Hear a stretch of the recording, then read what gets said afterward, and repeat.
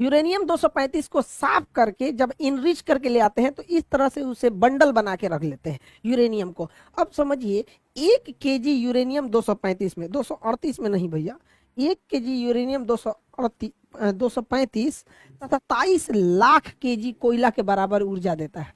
यानी कहीं पर 27 लाख कोयला जला दीजिए, 27 लाख केजी कोयला जला दीजिए, जितना आग लगाएगा, जितना तबाही मचाएगा, जितना त्रहिमाम त्रहिमाम कर देगा, उतना ये अकेला 1 केजी कर देगा यहाँ पे। इसलिए दुनिया का सबसे महंगा पदार्थ होता है यूरेनियम।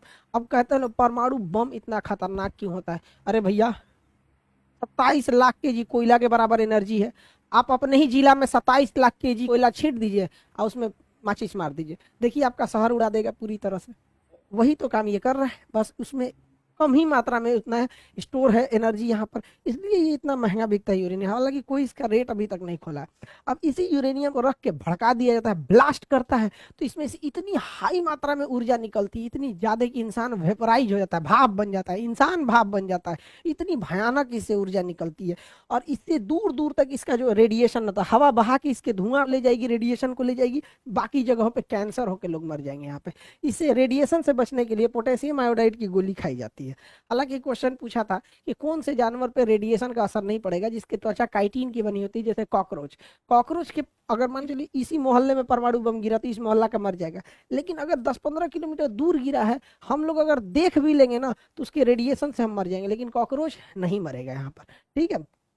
अब परमाणु बम को, ये शकल है परमाणु बम का, इसको जमीन पे फोड़ेंगे तो उतना खतरनाक नहीं होता है, क्योंकि जैसे जमीन पे फोड़ेंगे ना, इससे निकलने वाली हानिकारक गैस, इससे निकलते सबसे ज्यादा क्या होता है, प्रॉब्लम क्या आता है परमाणु बम फटता है तो यहाँ पर इसमें सबसे बड़ा जो प्रॉब्लम आ जाता है, इससे एक्सरे निकलने लगता है। और ये एक्सरे जो निकलता है लगभग 250 रोंटगन पे निकलता है। एक्सरे का मात्रक होता है रोंटगन, 250 रोंटगन पे एक्सरे निकल जाता है, जो बहुत खतरनाक होता है। हम लोग जो एक्सरे कराते हैं वो लगभग 6 रोंटगन 10 रोंटगन इस तरह से होता है। 250 रोंटगन पे कोई बचेगा नहीं, पूरा मांस फाड़ के निकल जाएगा। और इसके बाद इसमें से गामा रेज निकलती है, गामा रेज। अब ये गामा रेज जो होती है ये इतनी घातक होती है कि हमारी कोशिकाओं को मारने के लिए गामा रेज का यूज किया जाता है।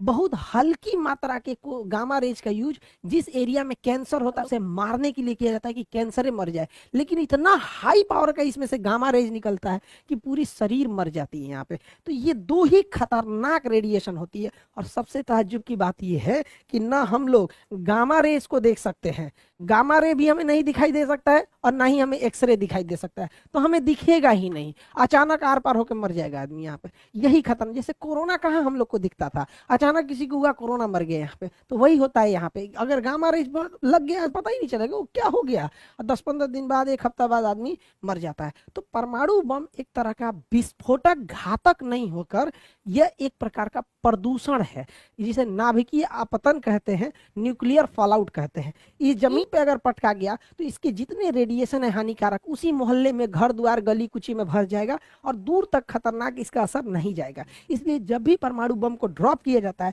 तो इसमें एक डेटोनेटर लगाया जाता है, और वो डेटोनेटर हाइट को नापे रहता है, बैरोमीटर से सेट रहता है कि जब वो 600 मीटर की ऊंचाई पर शेष रहता है तो इसी ऊंचाई पे ब्लास्ट किया जाता है। कभी भी जमीन पे ले आके परमाणु बम को नहीं ब्लास्ट किया जाता है।